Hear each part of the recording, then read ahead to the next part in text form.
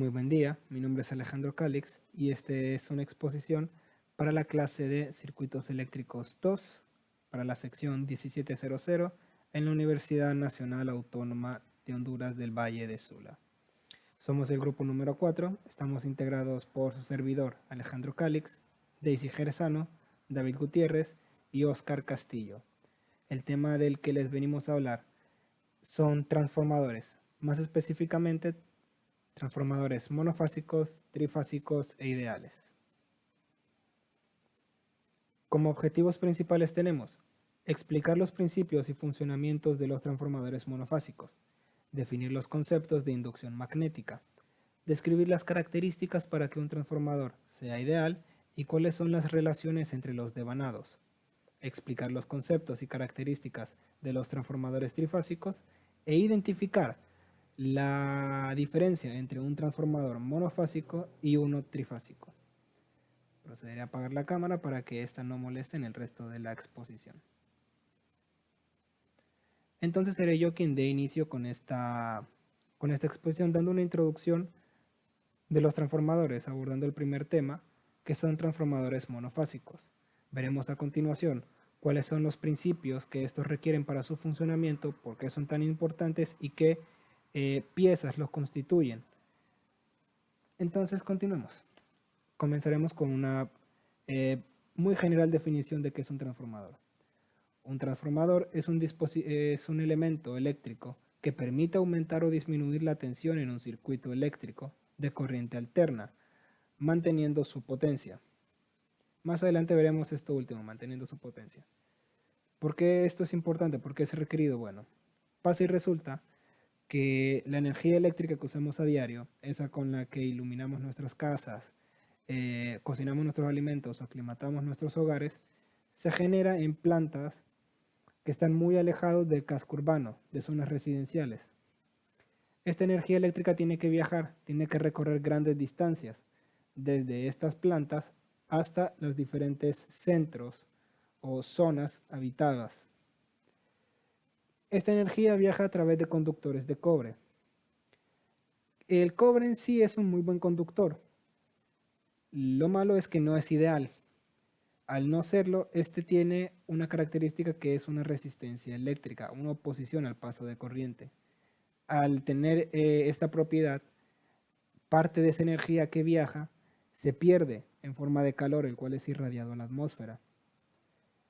Para poder compensar estas pérdidas es que de las plantas generadoras la energía sale con una tensión bastante alta. En Honduras se maneja que esta tensión sea de unos 30.000 voltios y al momento de llegar a las diferentes zonas residenciales llega con una tensión de 13.000 voltios.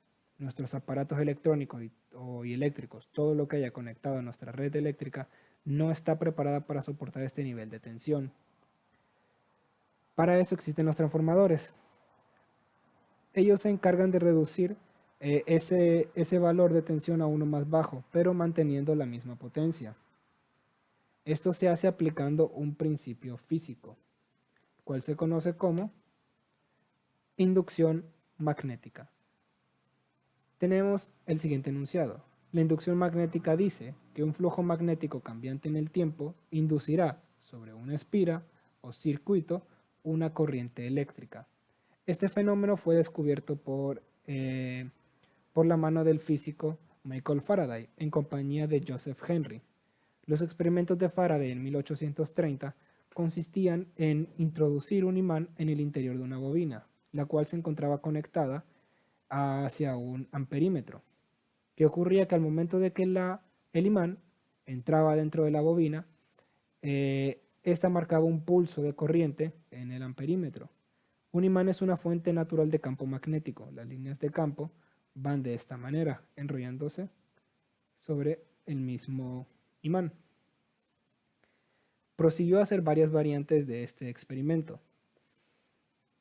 Por ejemplo, consiste en reemplazar el imán por una bobina por la cual transita una corriente continua. Obtiene el mismo resultado de que se induce un pulso eléctrico en la segunda bobina, que esta no está conectada a ninguna fuente de poder. ¿Qué ocurre? Que Por esta bobina está transitando una corriente eléctrica. Recordemos que una corriente eléctrica es un movimiento de cargas. Cuando hay cargas en movimiento, estas generarán alrededor del cable un campo magnético. La bobina en general producirá un campo magnético que será el que varíe a través de la segunda bobina. Llamaremos a esta primaria y a esta secundaria. En cambio, este experimento es un poco más interesante. Las dos bobinas ahora se encuentran fijas. Dato curioso, si el imán se mantiene quieto, no se induce ninguna corriente. Este tiene que estar en movimiento para que el amperímetro detecte ese pulso. Con la bobina primaria en el interior y la bobina secundaria conectada al amperímetro, Faraday lo que procedió fue a variar la corriente. Como esta es corriente continua, lo hizo mediante un interruptor, abriendo y cerrándolo. Básicamente corriente alterna, porque esta varía de un punto pico a una amplitud máxima. ¿Qué ocurrió? Que obtuvo también ese mismo pulso de corriente. El flujo magnético es directamente proporcional al campo magnético y al área. Si alguna de estas dos cosas varía, lo hará el flujo también.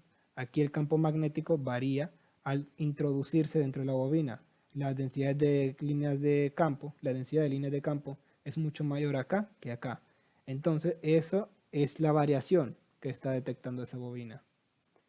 En cambio, el campo magnético es directamente proporcional a la corriente que va a transitar por el circuito. Si la corriente varía, también lo hará el campo. Y al variar el campo, variará el flujo, lo cual inducirá una corriente eléctrica.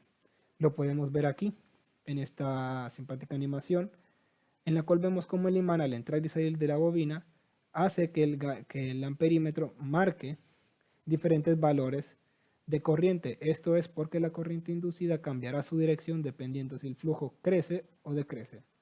Y la relación matemática es esta. Fem inducida, porque asociado a cargas en movimiento tiene que haber una fuerza que las empuje, lo cual es esta fuerza electromotriz o Fem. Será igual al negativo del cambio del flujo con respecto del tiempo. Negativo porque un sistema siempre se va a oponer a un cambio. Las cargas se mantienen en reposo. Cuando vienen a interactuar con el campo que varía en el tiempo, con el flujo variante en el tiempo, estas se van a oponer y esa oposición es representada por este negativo. Y se usan las derivadas porque en matemáticas asociamos los cambios con las derivadas. Ya sabiendo esto, podemos comprender que este sistema que está aquí es el principio básico de un transformador. Construcción y composición.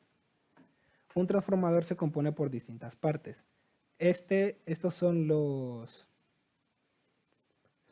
conectores de alta tensión y estos son los de baja tensión. Aquí es donde van a ir las líneas de alta tensión que vendrán de las subestaciones o de las torres con los 13.000 voltios de los que habíamos comentado. Y estos son los que bajarán hacia nuestros contadores y de ahí a nuestras residencias. Son tres porque son tres embobinados, uno primario y dos secundarios, porque de esta bobina, de este conector, saldrán o terminal saldrán 110 voltios, de este saldrán 110 voltios y este es el neutro. En el interior del transformador se compone por su núcleo, en el cual están las bobinas enrolladas. Veamos un poco de su construcción para tener más claro esto. Primero se fabrica la base de papel aislante y láminas de aluminio, que es esta. Las láminas de papel y de aluminio van intercaladas una sobre otra. Luego en esa base se realiza el enrollamiento de la bobina primaria. La primera bobina pasa a ser enrollada en este marco. Se coloca otra capa de papel sobre esa bobina primaria y se enrolla la siguiente bobina. Este mismo proceso se repite con la tercera. Luego de esto se fabrica el núcleo, que son láminas de acero magnético que se constituyen de esta forma. Aquí va este núcleo. Este es el núcleo del transformador. Luego de eso se mete en un horno para que todo se seque y quede unido. Se conectan las bobinas a sus respectivas terminales, las secundarias van aquí y esta es para la primaria. Luego de esto se rellena con aceite aislante, esto en vacío mediante una bomba, y luego se sella y se distribuye. Funcionamiento. Antes de que la corriente proveniente de las subestaciones ingrese a nuestros domicilios, pasa por el transformador, entrando por los bornes de alta tensión. La corriente comienza a circular dentro de la bobina primaria. Esto produce un flujo magnético cambiante en el tiempo, que a su vez induce una corriente eléctrica sobre las dos bobinas secundarias, de las cuales van conectadas a nuestros bornes de baja tensión. Y esa es la corriente que ingresa a nuestros domicilios. Es el principio que habíamos estado comentando en los puntos anteriores. Esto es parte de la inducción magnética. Esta animación nos muestra qué es lo que ocurre. La bobina de adentro es la primaria. Cuando la corriente de alta tensión entra sobre esta bobina, la corriente, los 13.000 voltios, empiezan a circular por acá. Luego el campo magnético, que es representado por este segmento azul, induce una corriente sobre la bobina secundaria. La construcción de las bobinas no es el mismo número de vueltas, porque el campo magnético, aparte de ser directamente proporcional a la corriente, también lo es al número de vueltas. Eso quiere decir que la bobina primaria, la de alta tensión, tiene mucho mayor cantidad de vueltas que la bobina de baja tensión. Eso quiere decir que si nosotros queremos reducir un nivel de tensión proveniente de alguna fuente de energía, usamos una bobina con n cantidad de vueltas, y el voltaje que queremos reducir tiene que pasar primero por una bobina con una n sub 2 cantidad de vueltas, siendo esta n sub 2 mucho menor que el n sub 1. Esa parte espero que quede clara. Ahora, el núcleo. Habíamos hablado de que se construye el núcleo por medio de unos láminas de acero magnético. Este es el núcleo del transformador del que estamos viendo, de este mismo. Este es el marco que estaba constituido por láminas de aluminio y papel, intercaladas una con otra. Y entonces se colocan estas láminas de acero magnético dentro del marco. ¿Por qué se colocan? Porque las líneas de campo no van directamente, hay pérdidas de línea. Entonces, para evitar todo ese tipo de pérdidas, para que el flujo mayoritario pase por el interior de la segunda bobina, es que se usan estos marcos de acá, este núcleo. Las líneas de campo son guiadas a través de acá y se enrollan sobre sí mismo. Siempre existen pérdidas porque las líneas de campo no tienen un comportamiento así, de manera con geometría cuadrática. Estos se enrollan, entonces siempre a través de los diferentes espacios existirá alguna curvatura donde hay alguna pérdida del flujo. Pero esto se puede compensar agregando más láminas. Los transformadores no son exclusivamente para reducir niveles altos de energía. También son muy, pero muy usados en la electrónica. De hecho, este transformador es de ese tipo. Esto que está acá. Veamos que incluso las instrucciones ya nos dicen el funcionamiento de esto, porque por aquí ingresan 230 voltios, pero lo que devuelve son 12 voltios. Esto es debido a que nuestros aparatos electrónicos no están capacitados para un nivel alto de voltaje. Para ellos 110 voltios, 120 voltios sigue siendo un nivel demasiado elevado para los componentes que se encuentran dentro de la placa. Para eso se usan los transformadores. Curioso, los elementos de las placas trabajan con corriente directa. Para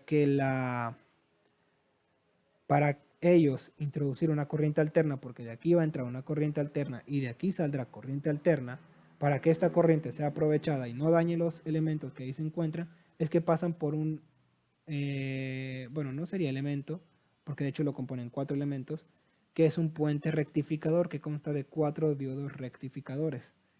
Pero eso no es el tema, lo dejamos como curiosidad. Veamos aquí, esta imagen muestra perfectamente lo que habíamos comentado.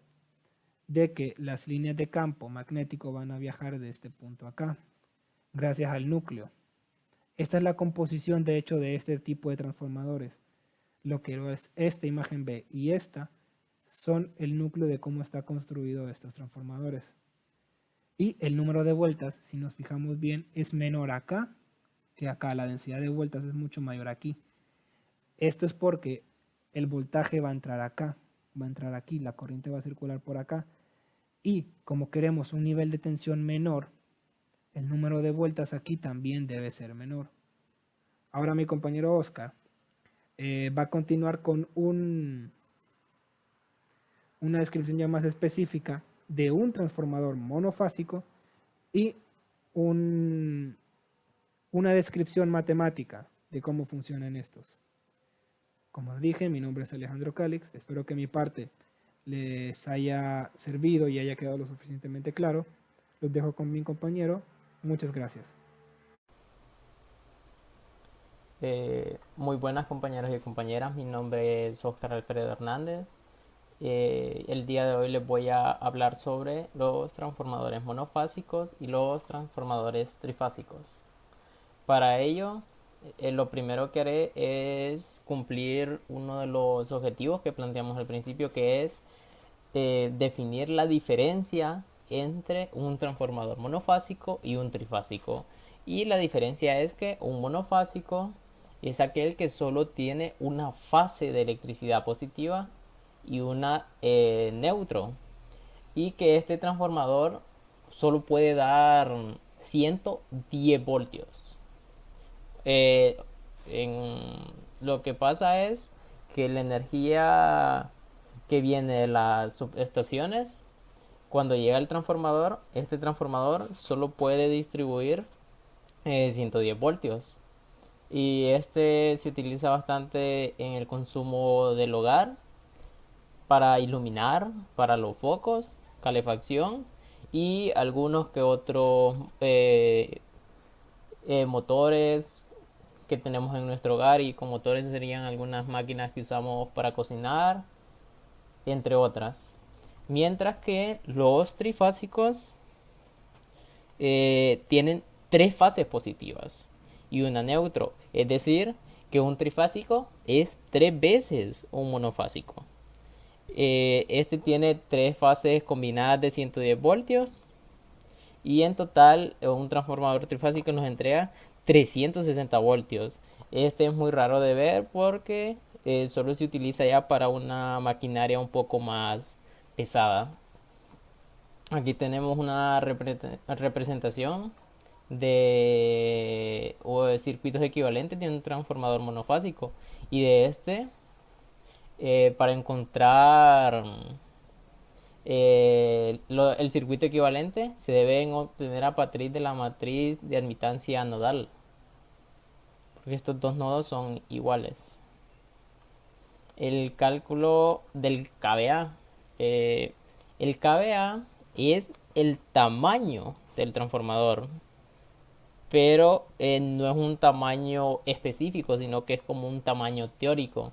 Y para encontrar este en un transformador monofásico, se utiliza la ecuación del voltaje por la corriente entre 1000.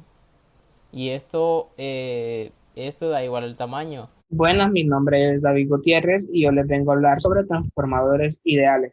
Un transformador ideal es un dispositivo sin pérdidas que tiene un devanado de entrada y un devanado de salida. Nuestro devanado de entrada es este de la izquierda y el devanado de salida es este que tenemos a la derecha. Un transformador ideal es aquel que está acoplado perfectamente.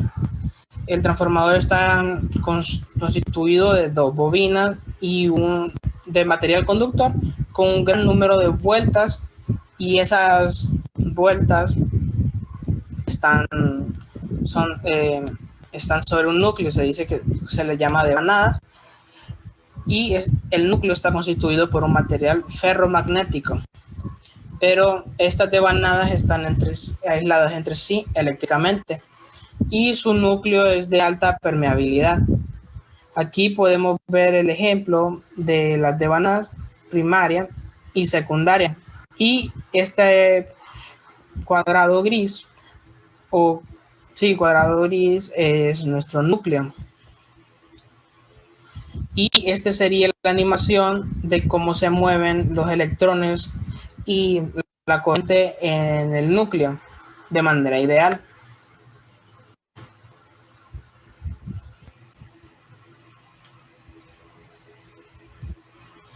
La forma de representar un transformador ideal en papel o en un circuito es la siguiente. Primero, esta es la representación. Podemos ver que aquí tiene su núcleo, sus devanada primaria y su devanada secundaria y sus demás elementos, como ya sea corriente, voltaje. Y como lo podemos representar también en un circuito eléctrico ya cuando estamos trabajándolo a mano, en papel o a computadora. Esta es la representación de un transformador. Puede representarse con estas dos líneas en el medio o sin ellas. Entonces, para que un transformador sea ideal, debe cumplir ciertas hipótesis. Debe tener resistencias despreciables, pérdidas en el núcleo despreciables, flujo magnético común total es común para ambos devanados, capacitancias despreciables, la permeabilidad magnética del núcleo se considera infinita, de forma que la reluctancia es cero y por tanto no existe dispersión en el flujo. Pero ¿qué es reluctancia? La reluctancia magnética es la oposición que un medio presenta al paso del flujo magnético. También otra hipótesis es que el núcleo carece de pérdidas por histéresis y por corrientes de Foucault. ¿Qué es pérdida de histéresis o qué es histéresis? Bueno, la histéresis es la tendencia de un material a conservar una de sus propiedades en ausencia de un estímulo que ésta la ha generado. Y las corrientes de Foucault, o también se le llama corrientes parasitarias, como corrientes torbellino o turbionarias, se producen cuando un conductor atraviesa un campo magnético variable o al revés, o viceversa. El movimiento relativo causa una circulación de electrones y hay una corriente inducida dentro del conductor. Entonces, nuestra explicación matemática para que estas condiciones se cumplan es esta siguiente.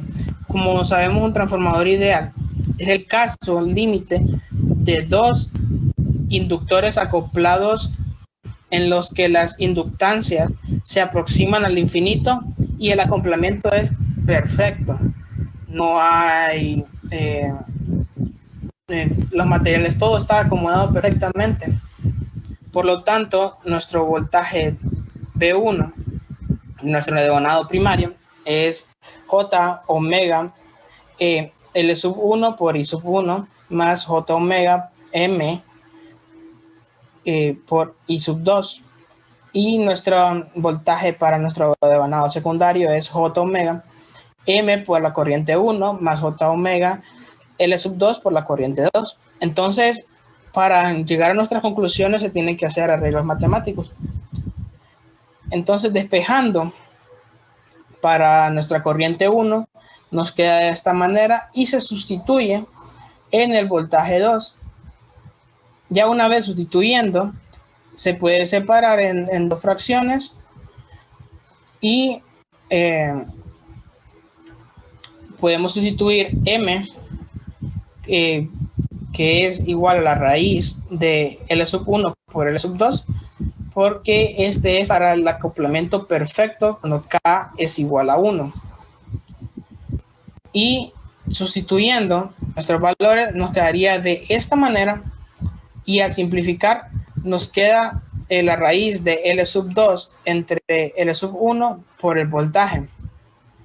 Y este es igual a N por el voltaje 1. ¿Qué quiere decir N? A N se le llama la relación de vueltas. Y esto es importante. Entonces se dice que el transformador ideal posee las siguientes propiedades. Las bobinas en reactancias muy grandes, L sub 1, L sub 2, cuando M tiende a infinito.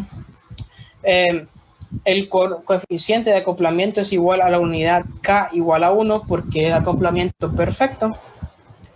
Y las bobinas primarias y secundarias no tienen pérdidas porque todo esto es de manera ideal, y no, para que un transformador sea de manera ideal no puede tener pérdidas.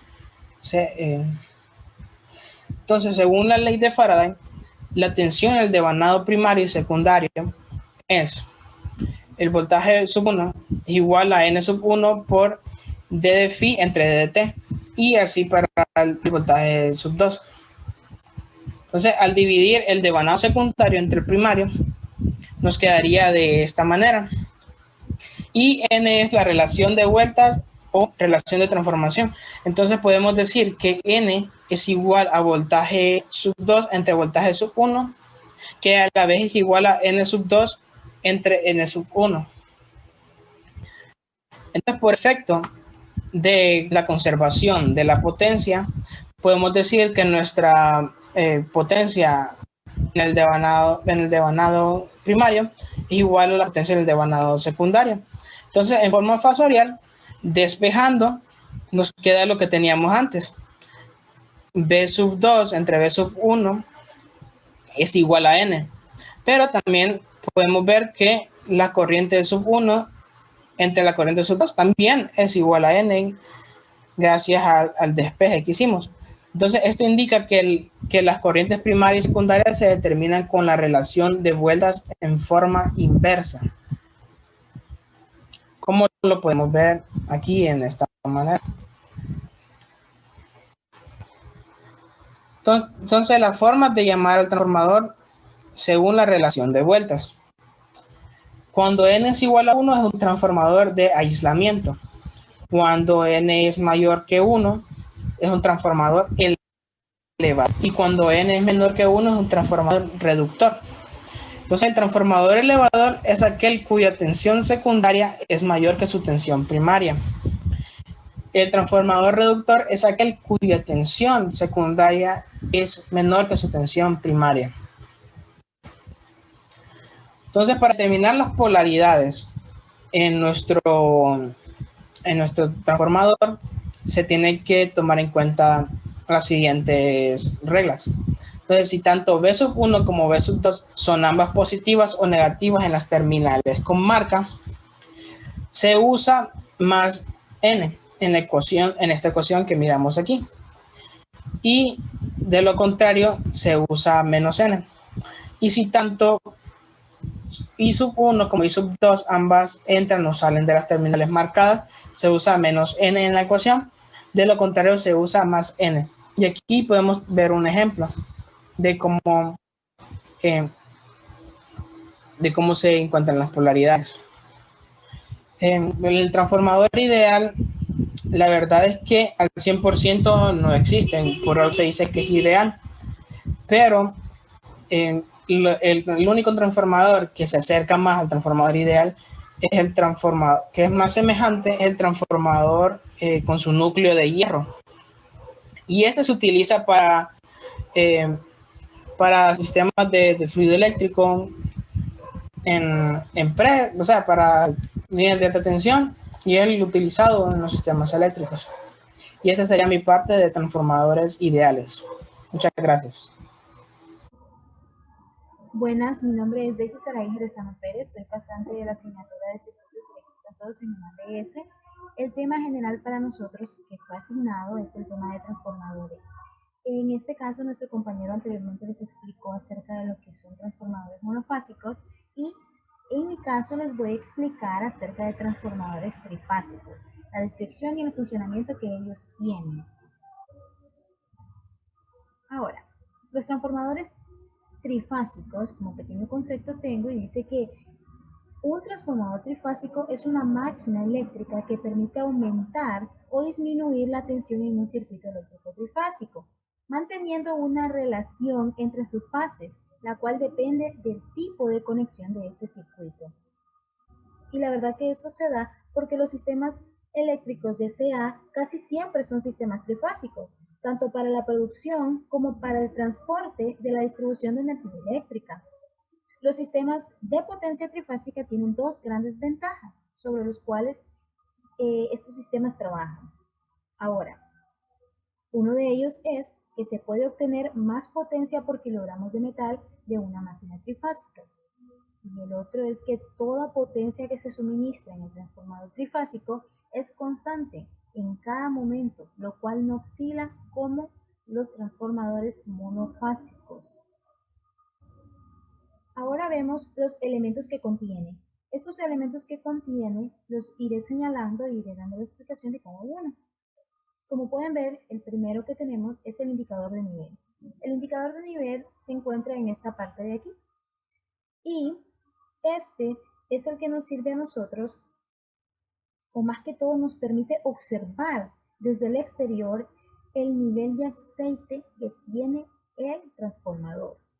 Ahora, el 2, depósito de expansión. El depósito de expansión sirve de cámara de expansión del aceite ante variaciones y ese lo podemos encontrar en esta parte de aquí. Pasatapa de entrada. El pasatapa de entrada lo encontramos en esta parte de aquí y esa es la que conecta el bobinado primario del transformador con la red eléctrica de entrada. El pasatapa de salida hace lo mismo, solo que este conecta el bobinado secundario,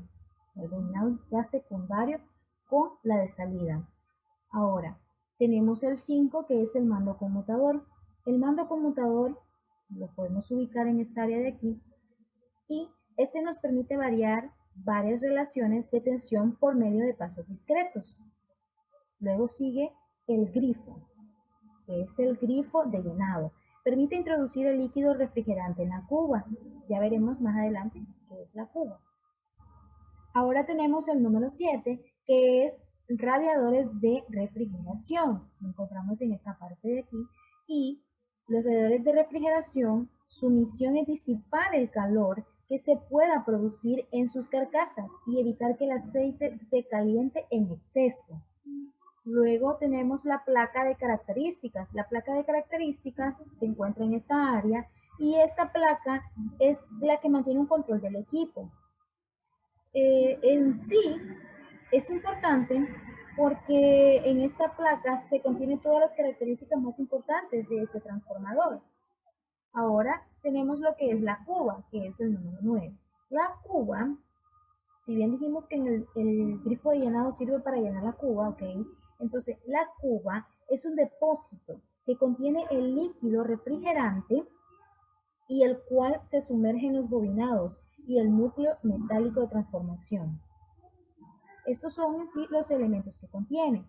Vamos a seguir ahora mostrando un esquema de transformador, en donde se muestra la línea de alta tensión con sus bobinas y la línea de baja tensión. Ahora, la construcción de los transformadores trifásicos. Esto es muy interesante, ya que en un sistema trifásico se pueden realizar las transformaciones de tensiones mediante un banco de 3 transformadores monofásicos idénticos o mediante un transformador trifásico.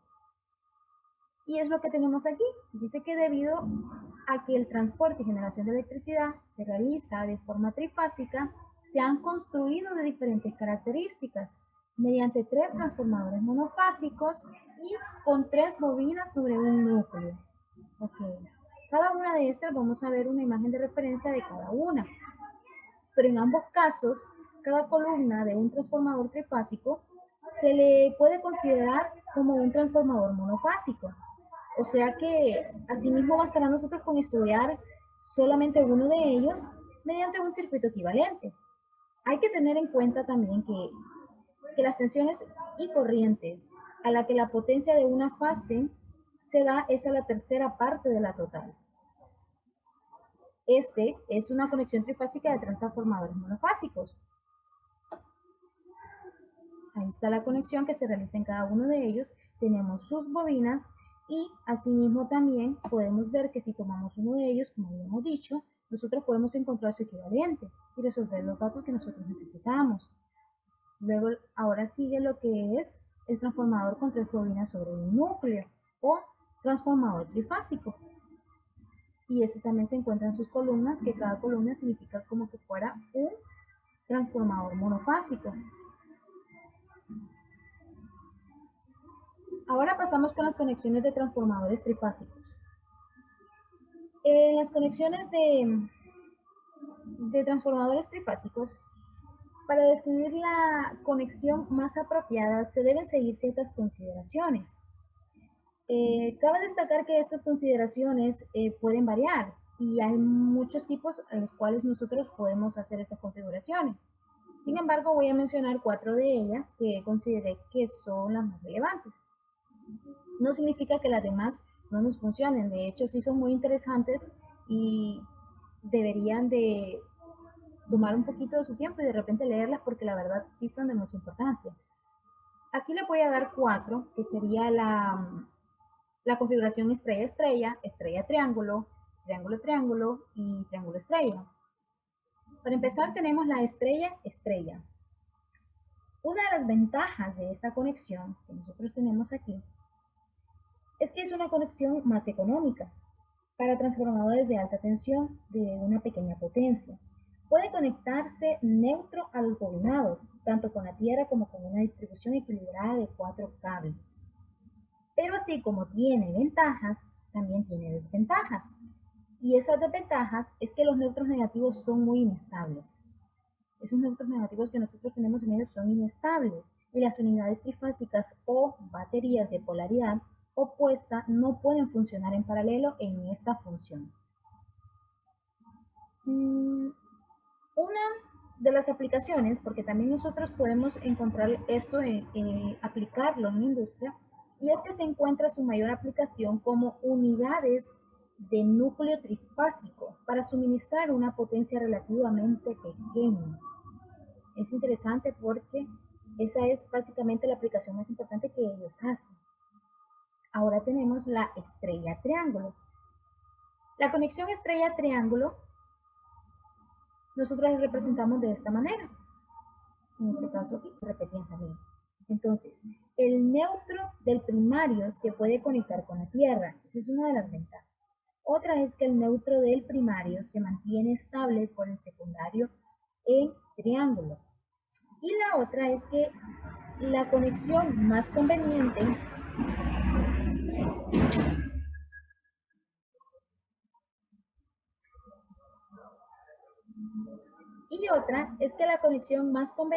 para los transformadores reductores de tensión, o sea que esta es la conexión más beneficiosa para ellos.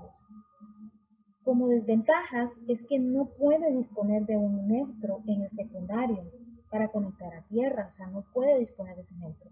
Y otro es que un efecto en una fase hace que no pueda funcionar la batería. En su aplicación principal tiene efecto en los transformadores reductores para alimentar una carga equilibrada trifásica. Un ejemplo donde lo podemos encontrar es en los motores. Las otras 2 conexiones que tenemos nosotros es un triángulo estrella. Triángulo estrella. En este caso, como ventaja, nosotros tenemos que se eliminan las tensiones del tercer armónico al circular la corriente del tercer armónico por el primero en el triángulo. Pero tenemos unas desventajas, y esas desventajas es que no se dispone de un neutro en el primario para conectarlo con la Tierra. Ahora, el enrollamiento en triángulo también es débil mecánicamente en esta conexión.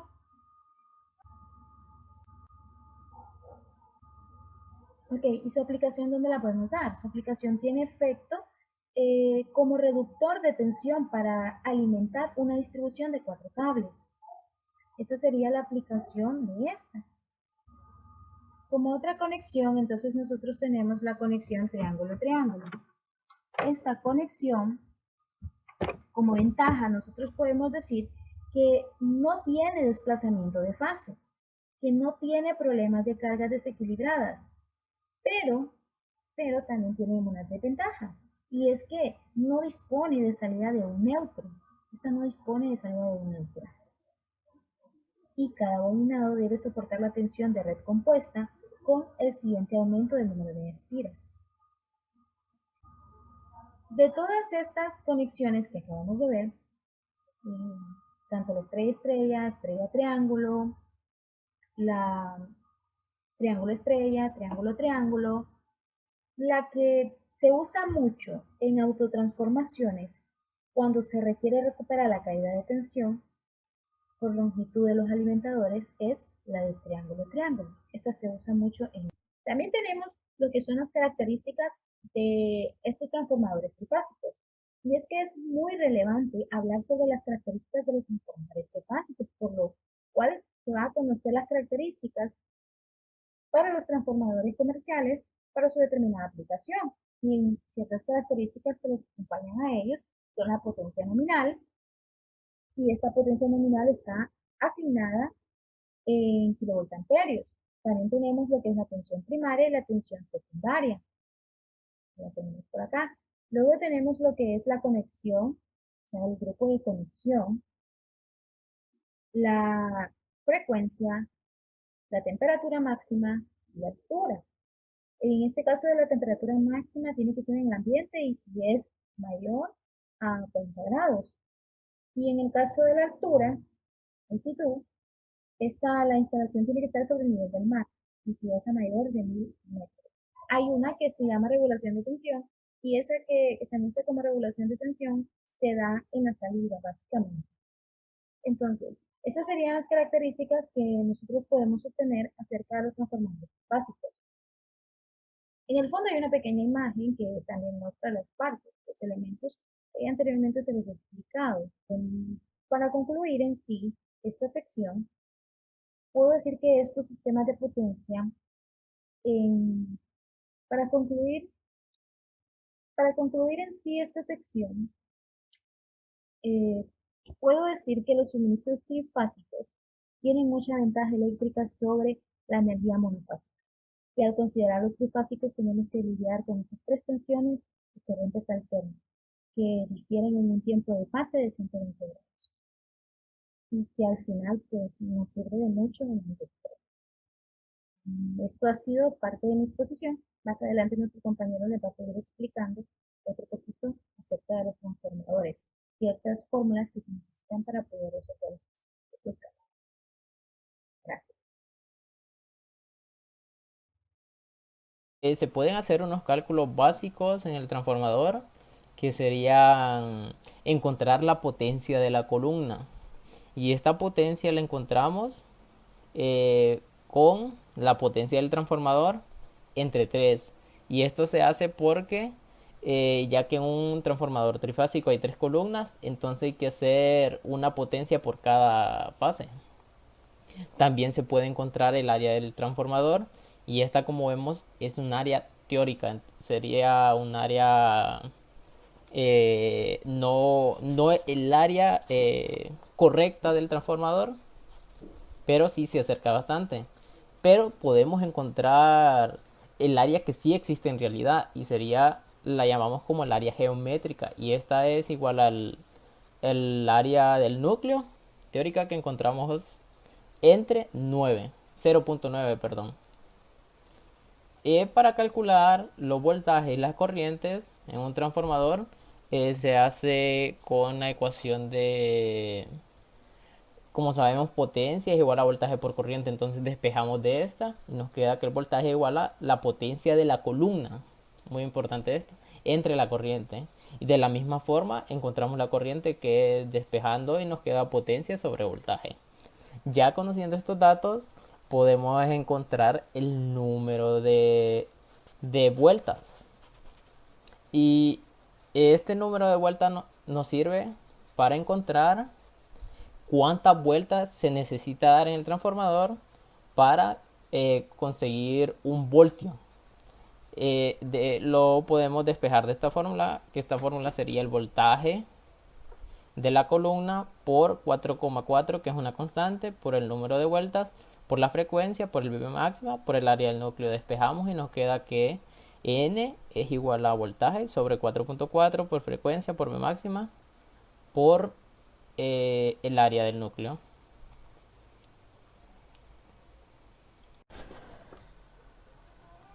Después de haber realizado todas las investigaciones sobre los transformadores monofásicos, trifásicos e ideales, llegamos a estas conclusiones, que serían los transformadores monofásicos se encargan de reducir o aumentar la tensión en un circuito mediante la inducción magnética. También la inducción magnética, que es un concepto muy importante que tenemos que conocer, es el fenómeno físico en el cual, por medio de un flujo magnético que varía en el tiempo, se induce una corriente eléctrica sobre un circuito. Y de los transformadores ideales, para que un transformador sea ideal, tiene que cumplir con muchos requisitos que en realidad no son posibles, y el único transformador que se le asemeja es el de núcleo de hierro. El transformador de núcleo de hierro se emplea en sistemas de potencia y en electrónica. Otra conclusión muy importante es la de que los sistemas trifásicos son de mucha importancia tanto en función como en características, ya que la mayoría de los sistemas de corriente alterna necesitan de estas para cumplir sus funciones. Y también un transformador monofásico es el que tiene una sola fase de electricidad positiva y una de neutro. Es lo que les había dicho. Y que este transformador solo puede entregar únicamente 110 voltios, mientras que el trifásico tiene 3 positivas y una neutro, y este en total nos entrega 360 voltios. Espero les ayude a entender todos estos conceptos que nos van a ser muy importantes en esta clase y en las próximas clases que cursemos. Gracias.